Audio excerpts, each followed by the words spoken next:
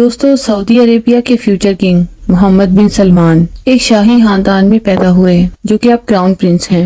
इनकी जिंदगी किस तरह की गुजर रही है, इनका लाइफ स्टाइल कैसा है और मोहम्मद बिन सलमान आलमी तौर पर मुतनाज़ शख्सियत क्यों है। आज हम बात करेंगे मोहम्मद बिन सलमान की लाइफ के बारे में। वीडियो शुरू करने से पहले अगर वीडियो अच्छी लगे तो लाइक करें, शेयर करें और सब्सक्राइब करना मत भूलें। 39 साल वली अहद मोहम्मद बिन सलमान अपने वालिद शाह सलमान बिन अब्दुल अजीज अल सऊद की वफात के बाद तख्त पर बैठेंगे। आप जानते हैं कि शहजादा सलमान खास तौर पर एक आलमी मुतनाज़ शख्सियत हैं। कुछ इनका लाइफ स्टाइल इनको मुतनाज़ बनाता है, मगर साथ ऐसी कई अमवात जिनके बारे में मोहम्मद बिन सलमान का मुमकिना हाथ हो सकता है। जैसे सन 2018 में सहाफी जमाल खशोगी की मौत हुई, जिस पर आलमी सतह पर एहतजाज हुआ। इस पूरे केस का कंक्लूजन ये निकला कि CIA ने जमाल खशोगी को प्रिंस मोहम्मद बिन सलमान के हुक्म पर कत्ल किया था। ये सहाफी सऊदी सफीर के मशीर और मुआवन के तौर पर काम कर चुके थे। इस कत्ल पर तैयब अर्दगान ने भी एहतजाज किया था। दूसरा, मोहम्मद बिन सलमान पर इल्जाम लगाया गया कि अमेज़न के CEO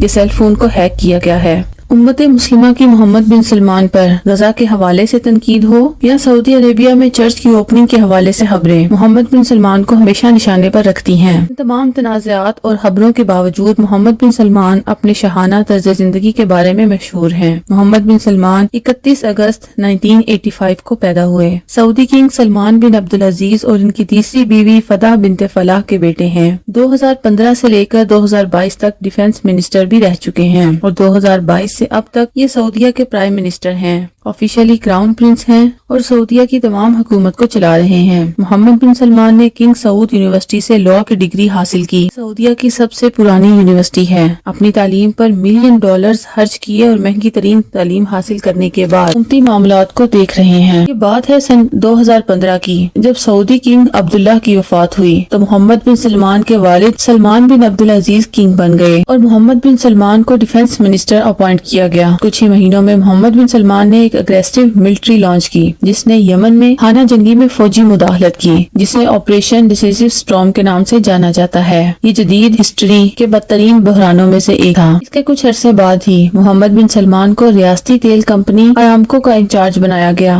और साथ ही इकोनॉमिक और डेवलपमेंट अफेयर का सरबराह भी बनाया गया। मोहम्मद बिन सलमान ने गैर मुल्की सरमायाकारों को राग़िब करने के लिए ऐसे डिजाइन किए जिसने विजन 2030 जैसे प्रोजेक्ट शुरू किए गए थे। सन 2017 में जैसे ही इनको क्राउन प्रिंस अनाउंस किया गया, कुछ दिनों में मोहम्मद बिन सलमान ने कतर की नाकाबंदी कर दी। ये नाकाबंदी 3 साल तक जारी रही और वजह ये थी कि कतर ईरान का दोस्त था और उस वक्त ईरान और सऊदीया में कॉन्फ्लिक्ट चल रहा था। दूसरा, सऊदीया ने ये इल्जाम लगाया कि कतर गैर रियासती अनासिर जैसे टेररिज्म को हवा दे रहा है, जबकि किंग सलमान बिन अब्दुल अजीज हैं। मगर इस पूरे अरसे में क्राउन प्रिंस के फैसले ही असरअंदाज होते रहे हैं और जब से मोहम्मद बिन सलमान को प्राइम मिनिस्टर बनाया गया, उसी दिन से इन्हें हकीकी हुक्मरान के तौर पर तस्लीम किया जा चुका है। क्राउन प्रिंस बनते ही एक मजबूत खारजा पॉलिसी पेश की गई। सोशल मीडिया पर पाबंदियां कम हुई, मगर साथ ही अपने मुकाबिल आने वालों पर क्रैकडाउन शुरू हुआ। यहाँ इनके मुकाबिल हरीफ इनके भाई समझे जाते थे, जिनका नाम अहमद था, जो कि मोहम्मद बिन सलमान की जगह लेने और क्राउन प्रिंस भी मुतवक्के थे, मगर इनकी जगह मोहम्मद बिन सलमान को क्राउन प्रिंस बनाया गया। हुकूमत मुकम्मल तौर पर मोहम्मद बिन सलमान के हाथ में थी।